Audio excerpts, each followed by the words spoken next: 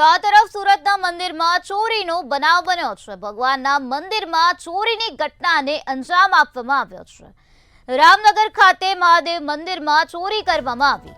ચોરીની સમગ્ર ઘટના સીસીટીવી કેમેરામાં કેદ થઈ છે। મંદિરમાંથી ચાંદીના નાગની ચોરી કરવામાં આવી છે। આ સમગ્ર ઘટના અંગે પોલીસ દ્વારા વધુ તપાસ હાથ ધરવામાં આવી રહી છે।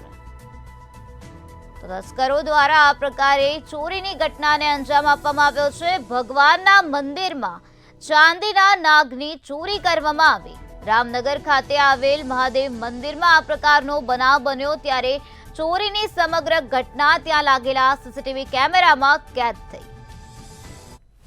કુમાર ભગવાનદાસ માધવાણી, રહેવાસી રામનગર।